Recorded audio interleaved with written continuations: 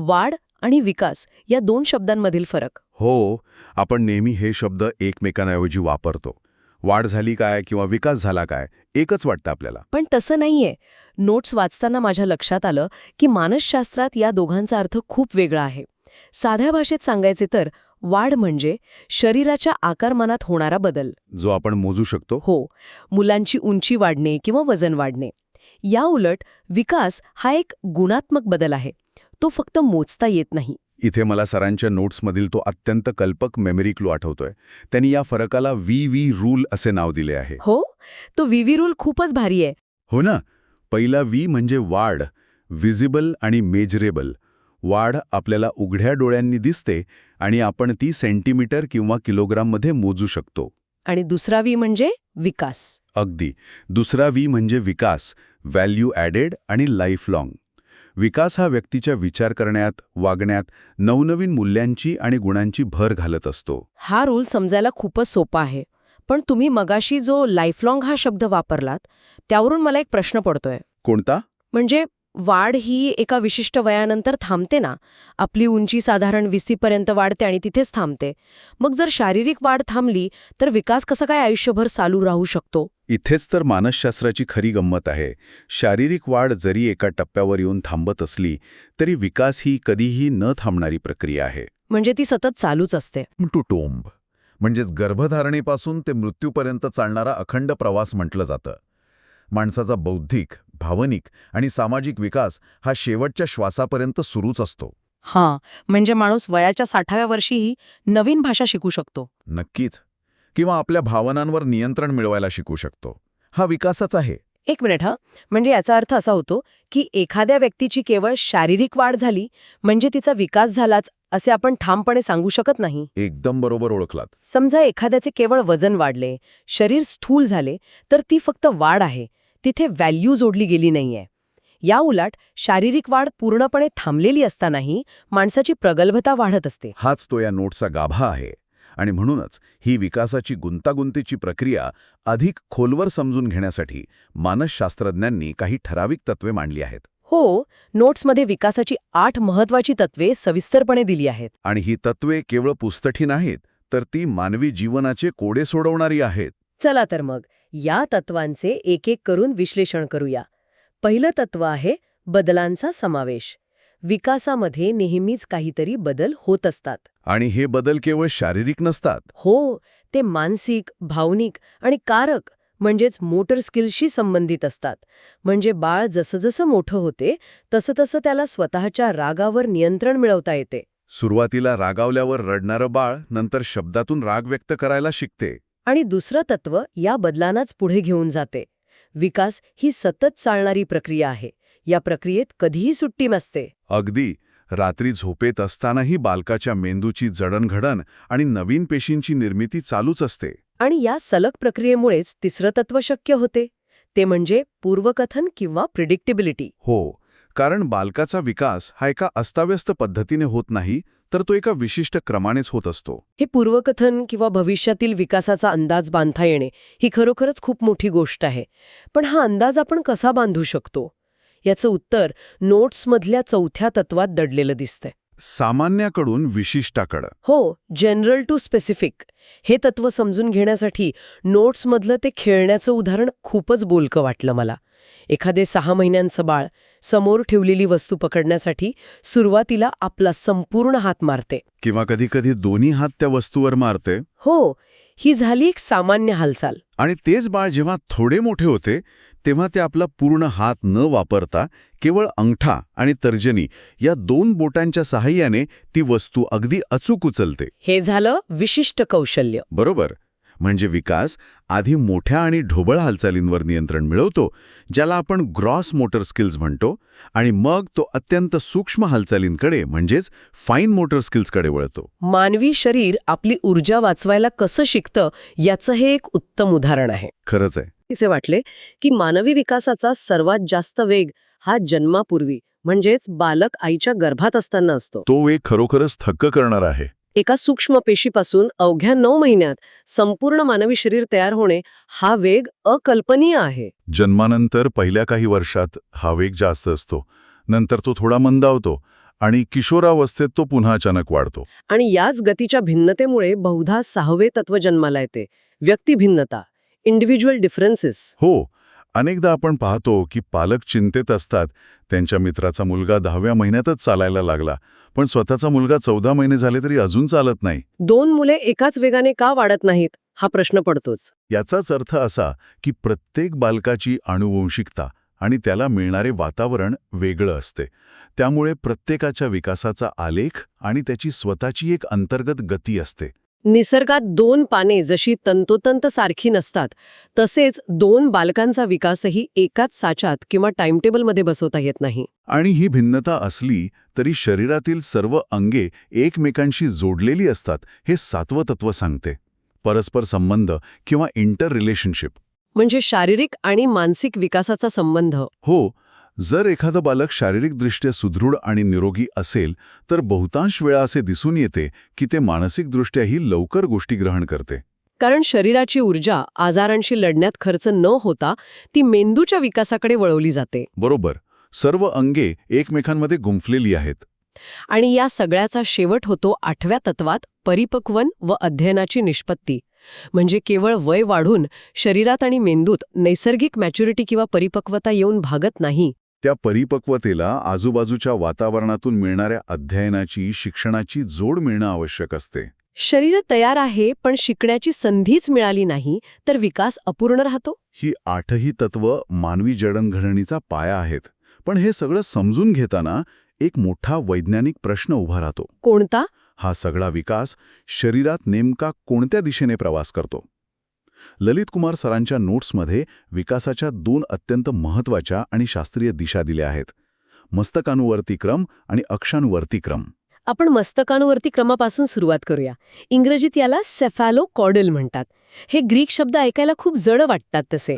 पण नोट्समध्ये त्यांची फोड करून खूप सोपे केले आहे ना? हो, सेफॅलो म्हणजे हेड म्हणजेच डोकं आणि कॉर्डल म्हणजे टेल म्हणजेच खालचा भाग. म्हणजे विकासाची दिशा ही नेहमी डोक्याकडून पायाकडे अशी असते. याचा निसर्गातील अर्थ खूप सखोल आहे. जेव्हा बाळ आईच्या गर्भात असते तेव्हा सर्वात आधी त्याच्या डोक्याचा आणि मेंदूचा आकार विकसित होतो करते तेव्हा सर्वात आधी ते आपली मान सावरते. मान धरायला शिकल्यानंतरच पाठीवर नियंत्रण येते. त्यानंतर बाळ बसायला शिकते आणि सर्वात शेवटी पायांवर नियंत्रण मिळवून ते उभे राहायला शिकते. हा क्रम कधीही उलटा होत नाही. बाळ आधी चालायला आणि मग मान धरायला कधीच शिकत नाही. हा निसर्गाचा तर्कशुद्ध क्रम आहे. सर्व नियंत्रण केंद्रातून म्हणजेच डोक्याकडून खाली जाते. आता दुसरी दिशा पाहूया, अक्षानुवर्ती क्रम किंवा प्रॉक्सिमो डिस्टल. हा शब्द समजून घेण्यासाठी सुद्धा नोट्समध्ये एक अतिशय सोपा क्लू आहे. हो, प्रॉक्सिम म्हणजे सेंटर किंवा मध्यभाग आणि डिस्टल म्हणजे दूरचा भाग. म्हणजे मानवी शरीराचा विकास हा नेहमी शरीराच्या मध्यभागाकडून म्हणजेच पाठीच्या कणेकडून बाह्य भागाकडे म्हणजेच हातापायाच्या बोटांकडे होतो. ते कसं? जन्मापूर्वी बालकाचा पाठीचा कणा आधी तयार होतो. जन्मानंतर बाळ आधी आपल्या खांद्यांवर नियंत्रण मिळवते, त्यानंतर ते संपूर्ण हात हलवायला शिकते आणि सर्वात शेवटी ते हाताच्या बोटांवर अत्यंत सूक्ष्म नियंत्रण मिळवते. म्हणूनच लहान मुलांना आधी मोठा चेंडू पकडता येतो आणि पेन्सिल पकडून लिहिण्याचं कौशल्य सर्वांत शेवटी येते. पाठीचा कणा, मग हात आणि मग बोटे. अगदी बरोबर. हे सगळे ऐकल्यावर एक गोष्ट प्रकर्षाने जाणवते की हे सगळे नियम आणि दिशा आधीच ठरलेले आहेत.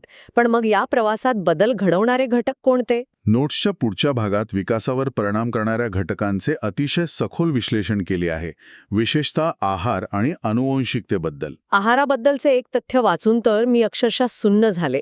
बालकाच्या जन्मानंतरच्या पहिल्या 5 वर्षांतच त्याच्या मेंदूचा तब्बल 80% विकास पूर्ण झालेला असतो.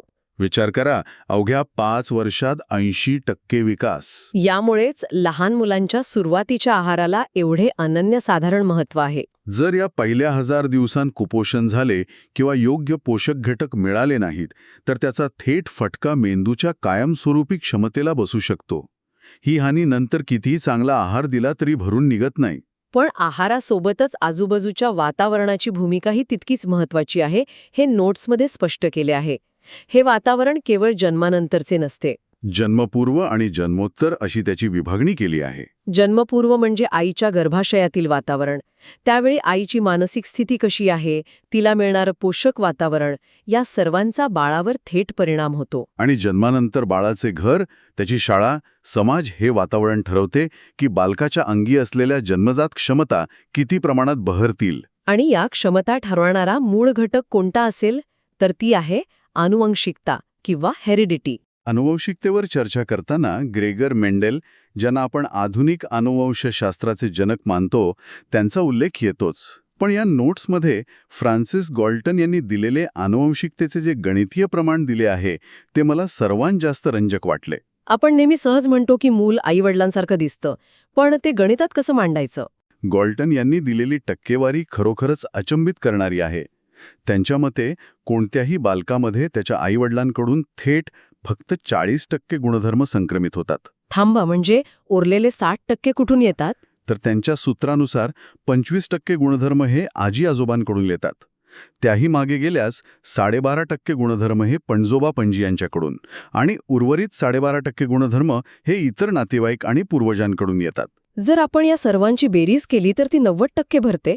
याचा अर्थ बालकाचे 90% व्यक्तिमत्व हे त्याच्या पूर्वजांच्या गुणधर्मांच्या संचयावर अवलंबून असते. आपल्यासोबत आपल्या अनेक पिढ्यांचा इतिहास घेऊन जगत असतो हे या गणितातून स्पष्ट होते. आणि याच अनुवंशिकतेच्या संदर्भात बीएन झा यांनी मांडलेले 3 नियम या चर्चेला एका वेगळ्याच उंचीवर नेऊन ठेवतात. पहिला नियम खूप साधा आहे, साधर्म्याचा नियम किंवा लॉ ऑफ सिमिलॅरिटी. याचा अर्थ सारखेतून सारखेच निर्माण होते.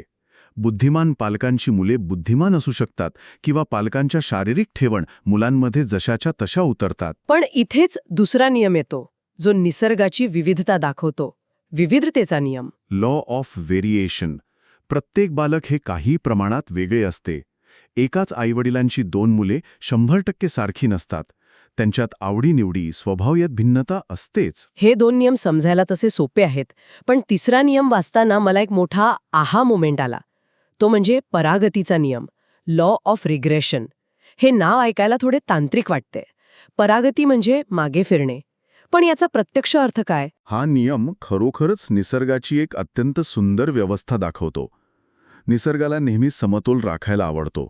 समजा आई आणि वडील दोघेही अत्यंत उच्च बुद्धिमत्तेचे आहेत, तर त्यांचं मूलही तितकेच किंवा त्याहून अधिक बुद्धिमान असेलच असे नाही. बऱ्याचदा अशी मुलं सरासरी बुद्धिमत्तेची निपजतात. याउलट अत्यंत सामान्य किंवा कमी बुद्धिमत्ता असलेल्या पालकांची मुलं सरासरी किंवा त्याहून अधिक बुद्धिमान असू शकतात. निसर्ग कोणत्याही एका टोकाला जाणे टाळतो आणि संपूर्ण मानवी प्रजातीला एका सरासरी पातळीवर आणून ठेवण्याचा प्रयत्न करतो. हे समजल्यावर पालकत्वाकडे पाहण्याचा दृष्टिकोनच बदलून जातो. म्हणजे एखाद्या प्रतिभावान व्यक्तीचं मूल सामान्य असू शकतं आणि त्यात त्या मुलाचा किंवा पालकांचा काहीही दोष नसतो. तो केवळ निसर्गाचा नियम आहे. निसर्ग स्वतःचा समतोल साधत आहे. आता आपण या सर्व चर्चेच्या अंतिम टप्प्याकडे आलो आहोत. आपण वाढ आणि विकासामधील फरक पाहिला, त्याची तत्वे पाहिली, विकासाच्या दिशा आणि आनुवंशिकतेचे नियमही पाहिले. हो, ची एकमेकांची तुलना करणे थांबवू शकतो. हो, तो शर्माजींचा मुलगा आणि आपला मुलगा, ही तुलना थांबते. अगदी. प्रत्येक मूल स्वतःच्या वेळेनुसार विकसित होत असते. हे मान्य केल्यावर पालकांचा आणि साहजिकच मुलांचा ताण कमी होतो. जेव्हा आपल्याला समजते की पहिल्या 5 वर्षांतील आहार मेंदूच्या 80% विकासासाठी जबाबदार आहे, तेव्हा आपण आहाराबाबत अधिक सजग होतो. हे ज्ञान केवळ पाठांतरासाठी नाही, तर आपल्या आजूबाजूच्या जगाचे आणि लहान मुलांच्या वाढीचे अत्यंत डोळसपणे निरीक्षण करण्यासाठी आहे. नक्कीच. या चर्चेतून एक गोष्ट स्पष्ट होते की मानवी विकास हा आनुवंशिकता, वातावरण आणि निसर्गाने ठरवून दिलेल्या अचूक नियमांचा एक अत्यंत सुंदर खेळ आहे. पण हे सगळं ऐकताना एक विचार माझ्या मनात येतो की हा निसर्गाचा नियम असाच कायम राहील का? याच मुद्द्यावर मला जाता जाता एक अत्यंत महत्त्वाचा विचार मांडायचा आहे, जो नोट्सच्या पलीकडचा आहे पण याच तत्वांशी जोडलेला आहे. सांगा ना. आपण मगाशी पाहिले की वातावरण हे मानवी विकासाची क्षमता ठरवते आणि विकासाची दिशा ही नेहमी शरीराच्या मध्यभागाकडून बोटांकडे असते, प्रॉक्सिमो डिस्टल. म्हणजे बाळ आधी पाठीचा कणा आणि नंतर बोटांवर नियंत्रण मिळवते. बरोबर.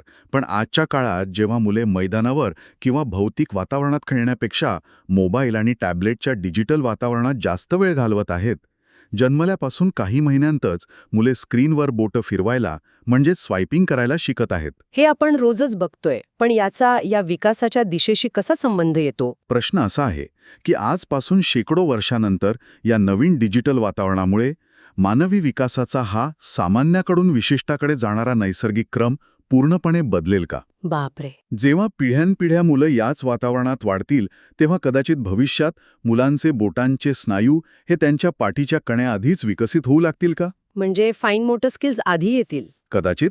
उत्क्रांतीच्या या पुढच्या टप्प्यात मानवी विकास आपले नियम कसे बदलेल हा खरोखरच संशोधनाचा विषय. यावर सर्वांनी नक्की विचार करा. हा विचार खरोखरच चक्रावून टाकणारा आहे. तंत्रज्ञान आपल्या सवयीच नाही तर कदाचित मानवी विकासाची नैसर्गिक दिशाही बदलू शकते. यावर आपण सगळ्यांनीच विचार करायला हवा. होय. आजच्या या सखोल चर्चेत आपण बालकांच्या वाढ आणि विकासाचे अनेक अज्ञात पैलू उलगडले. आम्हाला आशा आहे की या नोट्समधील ज्ञानाने सर्वांना मानवी वर्तनाकडे पाहण्याचा एक नवीन दृष्टिकोन नक्कीच दिला असेल. वेळ दिल्याबद्दल खूप खूप धन्यवाद. चला तर मग अशाच एका नव्या आणि विचार करायला लावणाऱ्या विषयासोबत पुन्हा भेटू.